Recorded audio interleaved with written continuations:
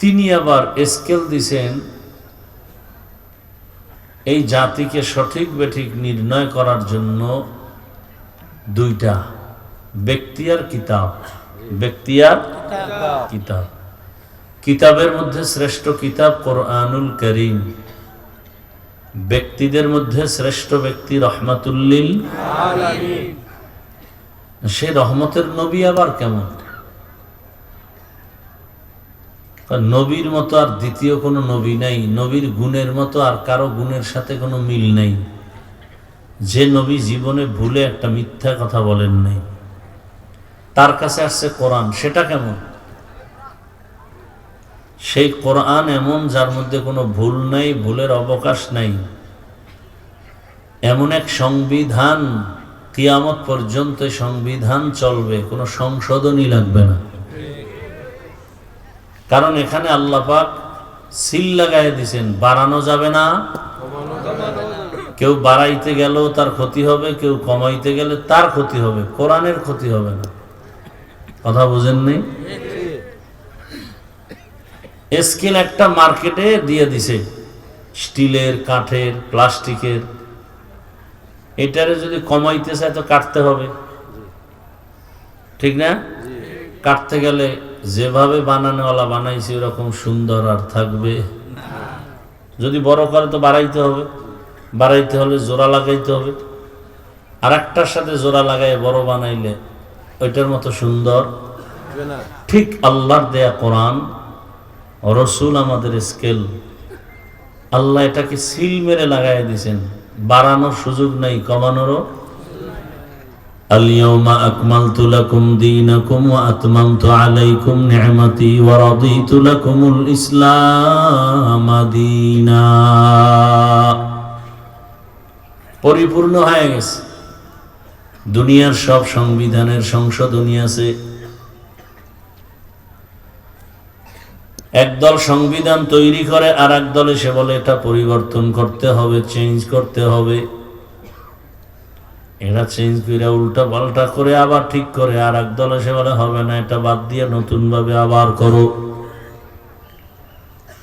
কিন্তু আমার আল্লাহ এমন এক স্কেলার সংবিধান দিয়েছেন, কিয়ামত পর্যন্ত যত লাইনের মানুষ, হিন্দু, বৌদ্ধ, ইহুদি, খ্রিস্টান, যদি সংবিধান মেনে চলেন, এরা দুনিয়াতেও বাদশাহ, পরকালেও বাদশাহ। দুনিয়াতেও বাদশাহ, পরকালেও বাদশাহ। আচ্ছা, আমার আলোচনা চলতে থাকুক নাকি? আর আপনারা হাতে একটা কাজ করবেন, জবান বন্ধ রেখে আলোচনা চলবে। যেহেতু মাদ্রাসা, আমি না বললে বলবে যে বিশাল ক্ষতি হয়ে গেছে। আপনাদের কাছে দায়িত্বশীলরা যাবে, আপনারা ব্যাগে কিছু দান করবেন, পারবেন না? না আবার নিয়ত করে ফেলাইছেন যে অন্তত আজকের জন্য আর দেওয়া হবে না, অন্যদিন যদি সুযোগ হয়। হাতে হাতে দিবেন, কোনো আওয়াজ দিবেন না, আমার আলোচনা চলতে থাকবে। যারা দায়িত্ব আছে, ছাত্ররা, তোমরা চুপচাপ ব্যাগ থাকলে ব্যাগ নিয়ে নেমে যাও, চতুর্দিক থেকে, এক জায়গার থেকে না, নেমে স্টেজের পেছন থেকে কালেকশনের ব্যাগগুলো স্টেজে দিয়ে দিবা, কোনো ডিস্টার্ব যেন না হয়।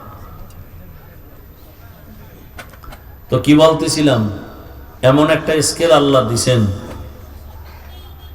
যেটা বাড়বেও না, কমবেও না। হিন্দু, বৌদ্ধ, ইহুদি, খ্রিস্টান যদি স্কেল মেনে চলে, বিনা হিসাবে জান্নাতি। আর আস্তে করে বলেন।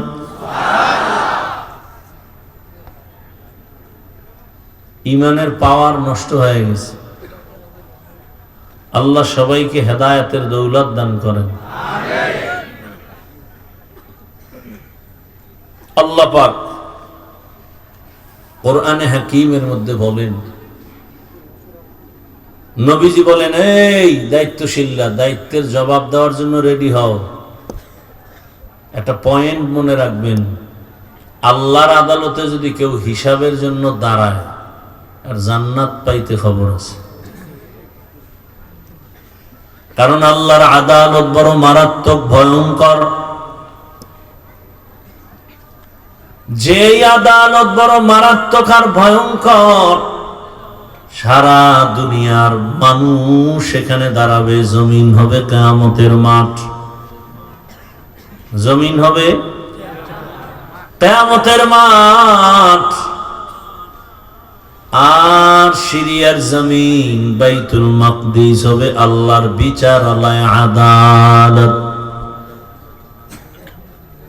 হাসরের মাঠে সব নারী আর পুরুষগুলো উলঙ্গ দাঁড়াবে। আম্মা জান আয়েশা রাদিয়াল্লাহু আনহা বলেন,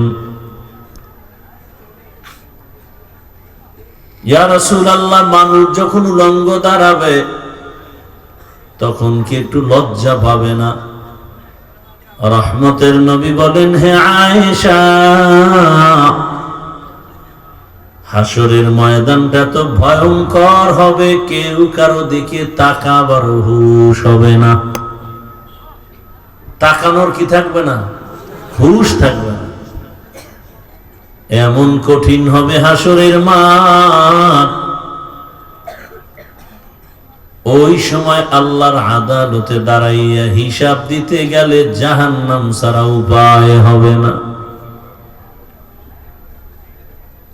আল্লাহ সেদিন থাকবেন রাগান্বিত হালাতের উপর।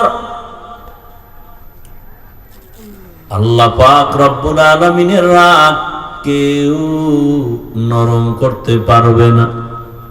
একজন ব্যক্তি আল্লাহ বানাইছেন, রহমতের নবী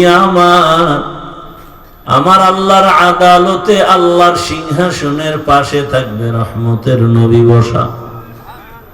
আল্লাহ এমন এক হুঙ্কার দিবেন, রহমতের নবীকে দেখা মাত্রই আল্লাহর গরম অবস্থাটা ঠান্ডা হয়ে যাবে। ইমামুল আউয়ালিন আল আখিরিন বহর সদকা রহমাতাল লিল আলামিন সাইয়্যিদুল কাউনাইন খাতমুল মুরসালিন আখির আমদ বুদ ফখরুল আউয়ালিন। এরে আমার যুবক বাবারা, বৃদ্ধ বাবাজি, পর্দার আড়ালের মা বোনেরা, সময় কিন্তু বেশি নাই। দুনিয়ার হালাত দুর্বল, আমগো ঈমান ও আমলের হালাত দুর্বল। কয়দিন আর দুনিয়ায় বাঁচবা? আল্লাহর আদালতে দাঁড়াইয়া জবাব দিতে পারবা কিনা একটু সাহস আসেনি? চিন্তা করো। আল্লাহ পাক কোন প্রাণীকে বুঝার মতো মেধা দেন নাই। আল্লাহ মানুষকে ভালো মন্দ যাচাই করার মেধা দান করেছেন। এজন্যই তো আমরা মানুষ।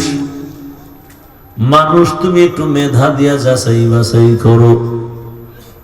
একটা গরুরে যদি বয়ান করি, গরু 3 দিনের জন্য শ্বশুর বাড়ি বেড়াতে যাই, আমার বাড়িটা পাহারা দিও, খানা দানা বাড়ির পেছনে আছে গিয়া মজার খানা রাখছি, খাইও। বাথরুমের প্রয়োজন হলে টাইলস করা, মোজাইক করা বাথরুম আছে, ওখানে গিয়া বাথরুম করিও। গরুটারে 3 ঘন্টা বয়ান করলে বয়ান বুঝবেনি। বাথরুমের ব্যাগ হলে কি পাকা বাথরুমে যাবেনি? মালিকের মাথায় পড়বে না, জমিনে পড়বে, ওই গাভীটাই পর্যন্ত চিন্তাও করবে না।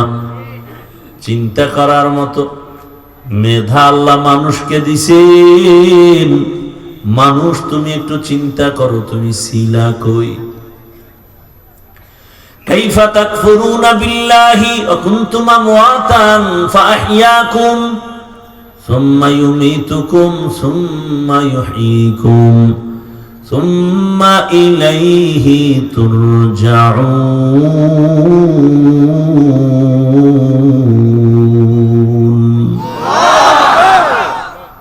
বখা কুরআন কালামুল্লাহ বশনো কদিমাস্তি কদিমাস ইনইনো তুমি কিভাবে আল্লাহর নাফরমানি করো, অথচ তুমি আজকে দাবি করো আমি আব্দুর রহমান, কিন্তু তুমি জানোনি একটা সময় তুমি বলতে কিছুই ছিল না। হাল আতা আলাল ইনসানি হিনুম মিনাদ দাহরি লাম ইয়াকুন শাইআম মাযকুরা।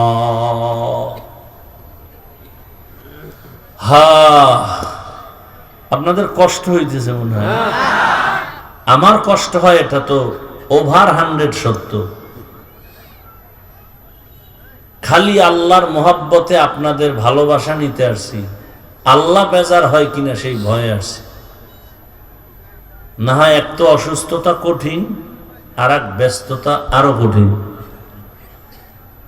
সারাদিন মিটিং করলাম, শুক্রবার মাদ্রাসার মাহফিলে নিয়ে ব্যস্ত। আপনারা এই 5 দিন লাগাই মাহফিল করলে যা হবে খরচ, এর ডবল খরচ আমার একদিনের মাহফিল। শুক্রবার গেলে দেখে সকাল 10টা থেকে শুরু, রাত্র 12টা 1টা পর্যন্ত। জুমার নামাজ মাঠে হবে, কি নিয়ত করা যায় না? চিন্তা করেন ভাড়া বা মুকুল কেন? ভোটের আগের রাত্রে টাকা পাবেন না? হারাম খোরেরা আছে না বয়ে বয়ে তসবি টানে, যেই পায়খানা খাইতেই হবে, ওর মা বাবার সাথে ওয়াদা করছে। বেহায়া বেলাজা নির্লজ্জ কুত্তারে হাজি বিরিয়ানি এনে খাওয়াইলো, ওর পায়খানা খাইতেই হবে। তো কিছু মানুষ, ওরা কুত্তা না, আল্লাহ কোরআনে বলছে ওরা 4 পাওয়ালা হাইওয়ান, জানোয়ার থেকেও খারাপ। বাজারে গেলে একটা মুরগি কিনবেন বড় ওজনের 1000-1200, একটা খাসি কিনবেন 20,000, গরু কিনবেন 1 লাখ। আশরাফুল মখলুকের কিনতে ভোটের আগের রাত্রে 500। তা তুই গরুর চেয়েও খারাপ, কুত্তার চেয়েও খারাপ। টাকায় তো পশু বিক্রি হয়, টাকায় মানুষ বিক্রি হয় না। যেটি পশুর চরিত্রের, এটি টাকায় বিক্রি হয়ে যায়। টাকায় বিক্রি হয় নাই বিদায় তো গুলি মারলো, মনে করছে বিদায় বিদায়।